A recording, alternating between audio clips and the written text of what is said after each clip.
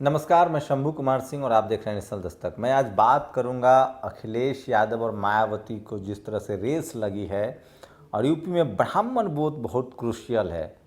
मायावती ने आज बयान दिया है कि वो भगवान परशुराम के नाम से अस्पताल बनाएंगी। अखिलेश यादव ने कहा था कि मैं परशुराम की सबसे बड़ी मूर्ति बनाऊंगा। तो क्या सवर्ण समाज को और खासकर ब्राह्मण समाज को इस तरह के आइडेंटिटी पॉलिटिक्स से ठगा जा सकता है, वोट लिया जा सकता है, इस पर बात करेंगे। दूसरी बड़ी बात करेंगे कि एक कांग्रेस के नेता हैं जीतू पटवारी, उन पर सिर्फ इसलिए केस दर्ज कर दिया गया है क्योंकि उन्होंने एक फ़ोटो शेयर किया था जिसमें वो प्रधानमंत्री को हाथ में कटोरा मांगते हुए देखा था। दरअसल कांग्रेस ने सबसे मजबूत एक कैंपेन जारी किया है, बेरोजगारी का कैंपेन। कांग्रेस लगातार विपक्ष की भूमिका को और मजबूत कर रही है। अगर कांग्रेस यूपी पर फोकस न करके मोदी सरकार पर हमलावर हो तो शायद उसको देश भर में फ़ायदा होगा। तो एक जो उन्होंने कैंपेन शुरू किया उस पर भी बात करेंगे। आज इंडिजीनियस डे है। पूरी दुनिया में जो जिस देश के मूल निवासी हैं उसको लेकर तो आज लोग सेलिब्रेट कर रहे हैं। भारत में खासकर जो ट्राइबल, जो आदिवासी समाज है, वो इसको लेकर आज इंडिजीनियस डे मना रहा है। SC ST OBC जो है वो मना रहा है। तो मायावती को लेकर सोशल मीडिया पर बहुत बहस है उनके बयान को लेकर, लेकिन जीतू पटवारी जो कि कांग्रेस के विधायक जीतू पटवारी हैं, उनके ऊपर केस दर्ज कराया गया है और एक नया ट्रेंड चल रहा है। सोचिए कि इससे पहले इस देश में कोई भी किसी पार्टी की आलोचना कर सकता था, नेता का मजाक उड़ा सकता था, लेकिन अब सब जो अगर बीजेपी शासित राज्य में वो केस करा देते हैं, कांग्रेस शासित राज्य में वो केस करा देते हैं, उद्धव ठाकरे अलग से केस कर देते हैं। तो और ये सब शुरू हुआ था यूपी से, जब योगी आदित्यनाथ जी ने केस का सिलसिला शुरू किया था। तो ये केस जो है वो लगातार अभी खेलेंगे और चलता रहेगा। तो रोजगार, बेरोजगारी को एक बड़ा मुद्दा बनाया है कांग्रेस ने और वो लगातार उस पर हमला कर रहे हैं।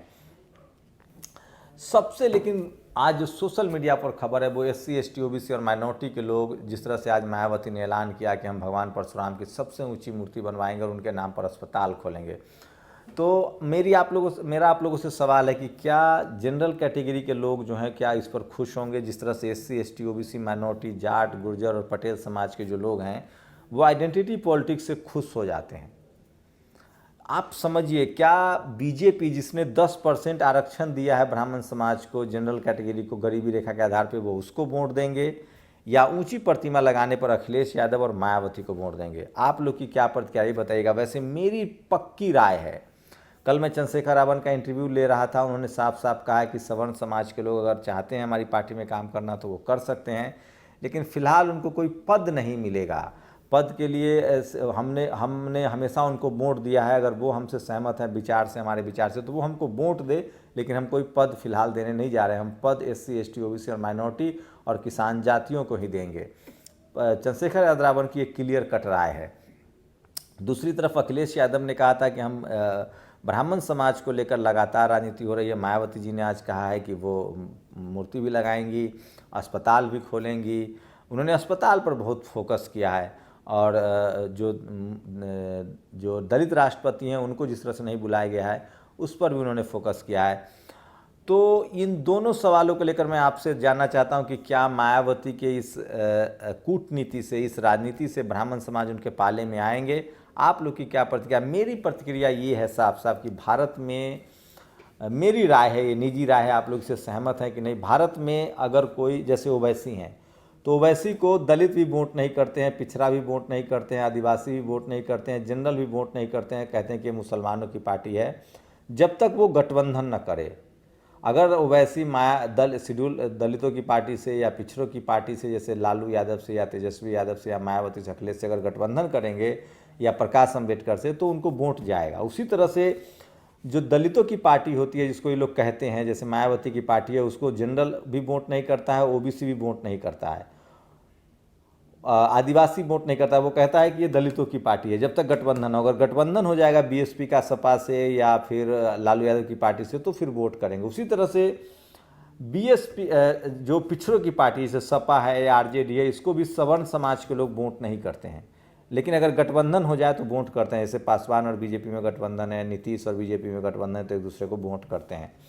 लेकिन जो जनरल कैटेगरी की पार्टी है उसको SC भी वोट करता है, ST भी वोट करता है और मुस्लिम ही वोट करता है, जैसे कांग्रेस को, बीजेपी को, ममता बनर्जी को, नवीन पटनायक को। अब तक का ये ट्रैक रिकॉर्ड रहा है। उसी तरह से मुसलमान जो है वो सबको वोट करता है, वो मायावती को भी, अखिलेश को भी, वो सब पार्टी को बेचारा वोट देता है।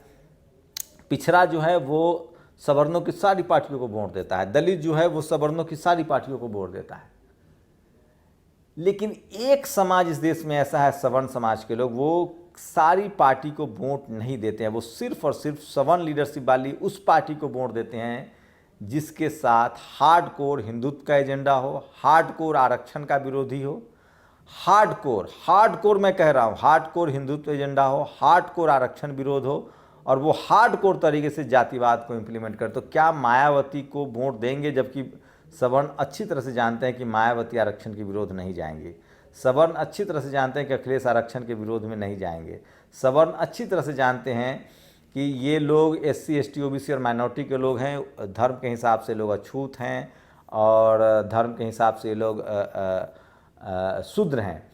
तो क्या ये जो आइडेंटिटी पॉलिटिक्स है, इससे सवर्ण समाज, मुझे लगता है सवर्ण समाज इतना पढ़ा लिखा, इतना जागरूक है कि वो किसी कीमत पर इस तरह के प्रलोभन से भी उसको फ़ायदा नहीं होगा। हाँ, सवर्ण समाज के नेता बीजेपी या कांग्रेस जो है, या ममता बनर्जी या नवीन पटनायक जो है, वो बाबा साहब की मूर्ति लगवा दे या कोई मूर्ति बनवा दे, तो वो उसको दलित समाज के लोग वोट दे देंगे, पिछड़ा वोट दे देगा।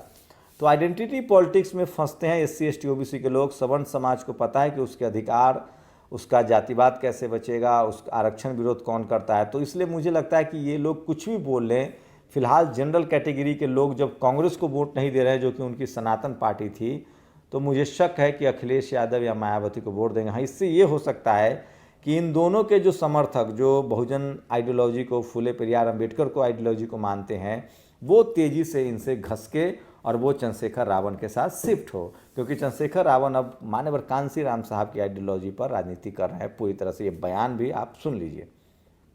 तो सुना आपने, लेकिन आप लोग की क्या राय? लेकिन राजनीति में दो चीज़ें चल रही है। यूपी में ब्राह्मण समाज को लेकर, वहीं उसी बेचैनी से राजपूत समाज को लेकर बिहार में तेजस्वी यादव दिखा रहे हैं, सुशांत मामले को लेकर नीतीश जी दिखा रहे हैं।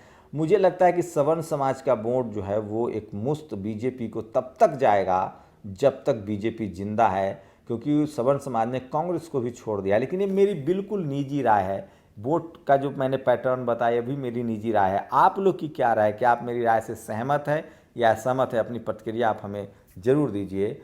और इसके साथ में कुछ और आज की बड़ी खबरें बता दूं, जो बड़ी खबरें हैं। कांग्रेस ने राहुल लगातार एक एजेंडा शुरू किया है और वो रोज़गार को लेकर एजेंडा बना रहे हैं और वो सवाल पूछ रहे हैं कि आप रोज़गार कब देंगे। बीजेपी और दुष्यंत चौटाला के बीच जो है वो दरार पड़ा है। चौटाला की मर्जी के खिलाफ सीएम ने दिए विजिलेंस जांच के संकेत, तो वहाँ ये हो रहा है। और कुछ ये बड़ी खबरें थी। और आज पूरा दुनिया भर में इंडिजीनियस डे मनाया जा रहा है, मूल निवासी दिवस मनाया जा रहा है। भारत में आदिवासी समाज के लोग भी इसको मना रहे हैं। और कुछ और बड़ी खबरें मैं आपको चाहता हूं कि बताऊं, जो सोशल मीडिया पर ज़्यादा वायरल है, क्योंकि मैं सोशल मीडिया को ही बहुजन मीडिया कहता हूं। तो कुछ और बड़ी खबरें जो मैं आपको बता रहा हूं। दिलीप मंडल ने एक पोस्ट लिखा है, सपा ब्राह्मणों को खुश करने के लिए परशुराम की 108 फीट ऊंची मूर्ति बनाएगी। इसके मुकाबले बीजेपी है जिसने सवर्णों को 10% आरक्षण दिया है और तमाम बड़े पदों पर आधे से ज़्यादा ब्राह्मण भर दिए हैं। अगर आप ब्राह्मण हैं तो आप किसे वोट देंगे? उन्होंने एक सर्वे किया है। और आज दिल्ली में एक सबसे बड़ा प्रोटेस्ट हुआ है। इस प्रोटेस्ट का वीडियो दे सकते हैं। तो protest against anti people policy of BJP lead central government at Jantar Mantar. तो लेफ्ट वालों का पहला प्रदर्शन है, कोरोना के दौरान सबसे बड़ा पहला प्रदर्शन है। तस्वीरें देख सकते हैं आप, काफ़ी संख्या में लोग जुटे हैं। तो प्रदर्शन जो है वो शुरू हो चुका है। कोयला का मजदूर 3 दिन का हड़ताल कर चुके हैं। अगला 18 का दोबारा हड़ताल करने जा रहा है और इसका हड़ताल का तैयारी देखते हुए मोदी सरकार ने रीडिंग करने का जो डेट, अपनी डेट 18 था उसको अक्टूबर मजदूर के मजबूरी पैदा करने वाले संघर्ष के असली जगह इसी दिशा में देश के सारे रक्षा सौदा पैदा करने वाले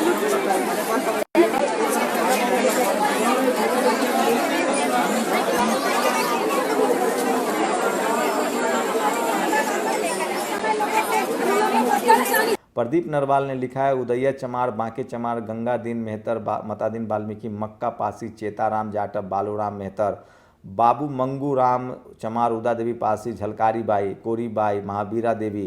क्रांतिकारियों को वीर गाथाओं को जन जन तक पहुंचाने की ज़रूरत है। इन सब की कहानी आप जानना चाहते हैं तो बहुजन स्टोरीज ऐप डाउनलोड कीजिए, वहाँ इनकी सब की कहानी मिलेगी। और देश भर में इंडिजिनियस डे मनाया जा रहा है। सोचिए कि आज आदिवासी दिवस है, इंडिजिनियस डे है। बीजेपी सरकार ने देश के एकमात्र आदिवासी सेंट्रल यूनिवर्सिटी का वाइस चांसलर प्रकाश मणि त्रिपाठी को बनाया है। यहाँ पहले एक आदिवासी प्रोफेसर कट्टी मणि वाइस चांसलर हुआ करते थे। तो ये भी बहुत खबर है। और आज एक प्राइवेट कंपनी रेल वाला जो खबर है वो मैं आपको दिखा रहा था। तो ये वो तमाम खबरें थी जो अभी बहुत ज़रूरी है, इम्पोर्टेंट थी। मायावती और अखिलेश यादव ने जिस तरह से भगवान परशुराम को लेकर राजनीति शुरू की है, उस पर आप लोग की क्या प्रतिक्रिया है? क्या ब्राह्मण समाज के लोग सपा बसपा को वोट देंगे, या हमारे यहाँ एक कहावत है निश्चित की छोर को अनिश्चित की ओर जाइएगा तो निश्चित भी गायब हो जाएगा, या जो फुले पेरियार अंबेडकर के मानने वाले लोग हैं वो इन पार्टियों से कटेंगे?